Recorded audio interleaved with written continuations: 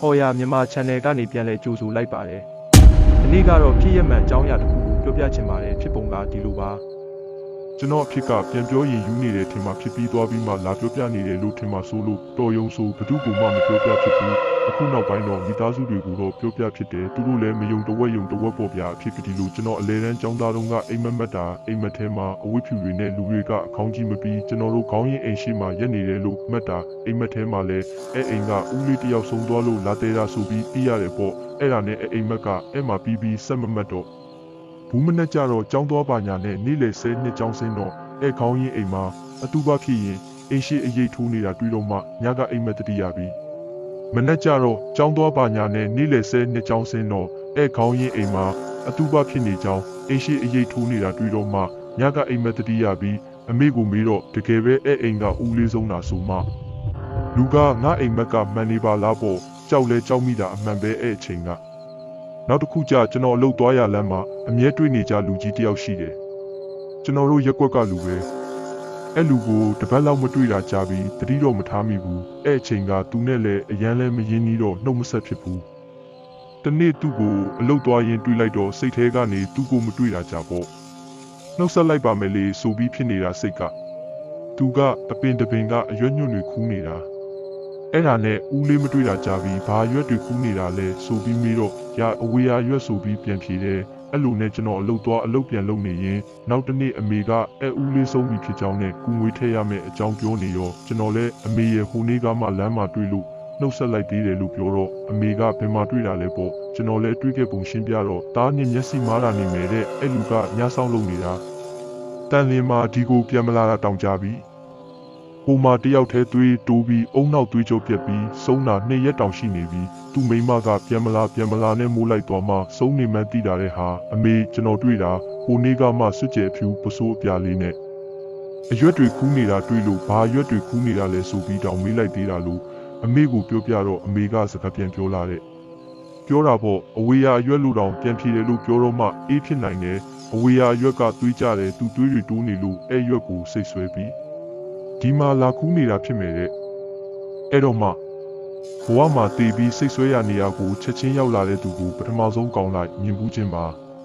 ပြီးခဲ့တဲ့2018မတ်လကမှတ်ရပဲရာသီဥတုအရန်ပူတာရောနားရက်မနက်မိုးလင်းခါနီမှာမတ်တဲ့အိမ်မက်မှုထင်ရှားရှိနေစေနေကခေါင်းရင်းပြတင်းပေါက်ကထိုးနေတာအရန်ပူနေတာပဲငါနားရက်လေးနေပင်ထိုးတဲ့အထိအိပ်ပရစေဆိုပြီးစိတ်ကပြောရင်ပြတင်းပေါက်ကိုစိတ်နဲ့ပဲထားပိတ်နေတာအဲ့ချိန်မျက်စိတွေကနေပြင်းပေါက်ကနေမြင်ရတဲ့မြင်ကွင်းကလေကြည့်ပြီးအတိုင်းသားကိုမြင်ရကြားရတာဘာတွေလဲဆိုရင်အာကာသရင်တွေပြအကံပြားပြန်တွေကလေအောက်ကနေပေါ်ကိုပြန်တက်လာပြီးတိုက်လေရင်တွေကလည်းပကံပြားပြန်မှုဖြစ်တာစက်တိုက်ပဲအတန်တွေကလည်းတကယ်ကြီးစစ်တိုက်တန်လို့ကြားနေရတာဗျာစိတ်ကနေဘာဖြစ်တာလဲမသိဘူးငါတို့နိုင်ငံစစ်ဖြစ်နေတာလားမသိဘူးဆိုပြီးကြည်နေကြတာပတ်ဝန်းကျင်ကလည်းအိမ်တွေကကြောက်နေရတဲ့တိုက်တွေဖြစ်နေကြတာပဲမြင်နေစစ်ကပြီးလားမပြီးလားကျွန်တော်မသိတော့ဘူးပူလို့နိုးလာတာပဲမှတ်မိတယ်ဒါကိုအိမ်ကအမေနဲ့အမတွေကိုပြောပြတိုင်းရုပ်ရှင်ကြည့်ပြီးစိတ်ကူးရင်နေတဲ့ထင်နေတာအိမ်မက်ကိုမတ်ပြီးအမှန်တိုင်းပြောရရင်မှာကလေးကကျွန်တော်အဖေကိုမေးဘူးတဲ့စကားတစ်ခုရှိတယ်အဖေမြန်မာနိုင်ငံကြီးစစ်ဖြစ်လာနိုင်လားဆိုပြီးတော့ပေါ့အဖေကတော့အချိန်ကနောက်တစ်ချိန်ရွေးကောက်ပွဲကြမှာသိရမယ်တဲ့လို့ဆိုအကယ်၍အမေစုတာဆက်နိုင်မယ်ဆိုဖြစ်လာနိုင်လားမိတယ်စစ်ကောင်စီက88ကလည်းဒီလိုပဲလုပ်ခဲ့တာပဲနှစ်ဆက်တိုက်တော့ပြီးအုပ်ချုပ်မယ်မထင်ဘူးဆိုပြီးအဖေနဲ့ပြောခဲ့ကြဘူးလေအဲ့ဒါအမှန်ပါကျွန်တော်အိမ်မက်ကိုအဆုံးထိမမတ်မိလို့နောင်တရပါသေးတယ်အဲ့ဒါနဲ့ပတ်သက်ပြီးဆက်ပြောပြမယ်ဗျမတိုင်ခင်2020ကျွန်တော်နေမှာအလုပ်တစ်ခုလုပ်ပြီးရန်ကုန်ကအိမ်ပြန်ရောက်လာခဲ့တယ်နှစ်လပိုင်းလောက်ကျွန်တော်ညဘက်ကြီးအိမ်ပေါ်ထပ်မှာမနှက်ဝတ်ဖို့အင်ကြီးတွေမီးပူတိုက်နေတော့စိတ်ထဲကနေတယောက်ကအနောက်ကနေစကားလာပြောနေတယ်လို့ပဲမဲ့ကိုမင်းနေမိတာမင်းတို့အိမ်မီးလောင်ရင်ဘာလို့မလဲတဲ့မီးလောင်ရင်လားမပြောတတ်ဘူးအမေကတော့တကောင်စရင်တွေပါတဲ့အိတ်တာယူပြီးပြေးစင်းလိုက်မယ်လို့ဖြေလိုက်တယ်အဲ့လိုသာစိတ်ရဲ့အမေးဖြေကူတယောက်တည်းလုံနေပြီမဲ့တကယ်မပူပင်နေခဲ့ဘူးကျွန်တော်ပင်ပန်းပြီးအိယာဝင်လိုက်တာ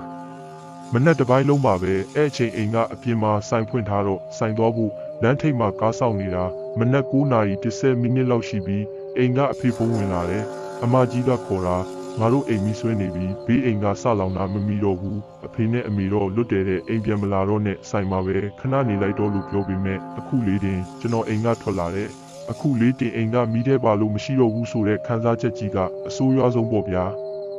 အဲ့လိုနဲ့မိသားစုလိုက်ဘဝကိုကိုယ်အစကနေအောက်ခြေကပြန်ဆရတာပြင်ပန်းတာတစ်မျိုးအခုလိုစာဝတ်နေရေးစည်းတွေကြီးတာတစ်မျိုးနဲ့ဆိုင်လဲဆက်မဖွင့်ဖြစ်တော့ပဲလူလဲအလုံးလက်မဲ့ဖြစ်နေတာ၄-၅ လကြာနေပြီးတခုပဲတွေးမိတာဗျဖះတာကိုကိုွယ်ရဆိုပြီးကျွန်တော်ဖះရှိကိုဖះဝေးရဝစ်ဆက်လို့ရင်အလုပ်လဲရှာရင်ပေါ့အင်တာပြူရတာအချိန်ကုန်လူပင်ပန်းလို့ကျွန်တော်ကိုအလုပ်တစ်ခုကောင်းကောင်းလေးရှာပေးပါကျွန်တော်စိတ်တက်ကြနေပါပြီအရေးတော်ကုန်နဲ့